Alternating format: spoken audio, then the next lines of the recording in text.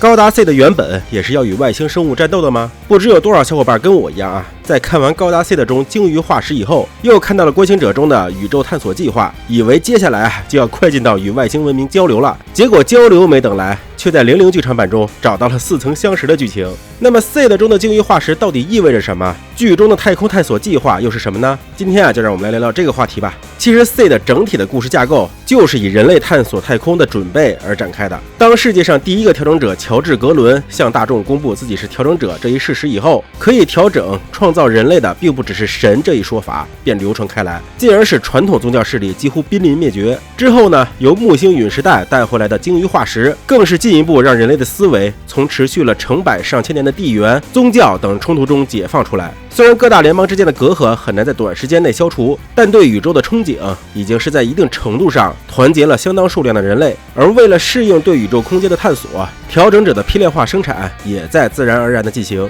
以上呢，就是从美好的眼光来看 C 的宇宙的。而从另一方面来看，虽然探索宇宙的目标有了，但是各大联邦势力会为了争夺宇宙的控制权，也纷纷搞起了军备竞赛。有钱有势的大人物们也不约而同的以探索太空为借口，将自己的子女改造成各种超级调整者，引发了新一轮的人才储备竞争。另一方面，众多从传统宗教中解放出来的失去了信仰，又眼睁睁看着自己的儿女被调整者摁在地上摩擦的民众，在一些居心叵测的煽动者的领导下，成立了一种新的宗教蓝宇宙。它成立的目的不是什么拜佛拜神，单纯就是为了消除自然人与调整者之间的不平等待遇。而当调整者数量在宇宙殖民地达到了一定规模，只有6000万人口的他们，经济体量却足以比肩拥有150亿人口的地球，蓝宇宙的理念啊，便激进到了想要搞种族灭绝的程度。可以说，一个是乔治·格伦，一个是鲸鱼化石，把整个地球圈搅得天翻地覆。人类看似到了目标星辰大海的时代，却因种种不可抗力的因素，搞得人类自身直接挑起种族战争了。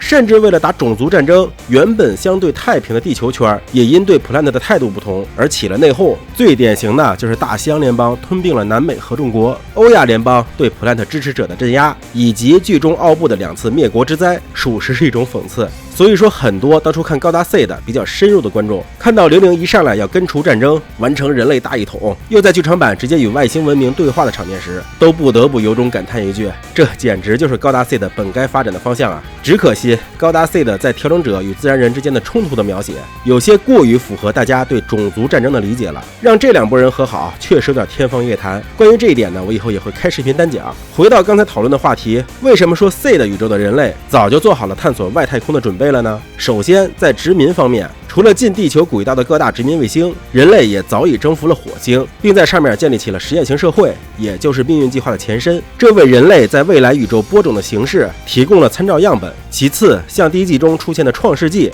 原本也是为了给太阳帆类宇航器送光而建造的。最后也是最为实际的，就是 DSSD 机关的成立，全称是深宇宙探索开发机构。它是由地球联合、Plant 以及奥布等中立国共同注资建立的，其中投资最多的就是 Plant。研究出来的观星者高达不仅能够使用太阳帆作为推进系统，实现深空探索，同时它也搭载了高自律型 AI。虽然剧中还在训练中，但最终的效果是可以达到自行判断探索目标，以及在一定程度上与地外文明交流的。可以说，人类播种的工具有了，播种的距离保障有了，播种的制度实验数据也有了，真是万事俱备，只欠东风了。然而现实是，火星的社会样本被魔杖的一掌拿来，给已经成固有体系的现有人类社会强行硬套，使得人类在迈向升空之前就对这种社会机制有了抵触心理。从一定角度上来说这简直是在给深空探索计划创造阻碍。另一方面，用于给太阳帆送光的装置也被改造成了战略兵器创世纪，那足以毁灭地球圈生态的威力可以说是深入人心。相信未来就算是想以送光为目的建造这类装置，也会被人怀疑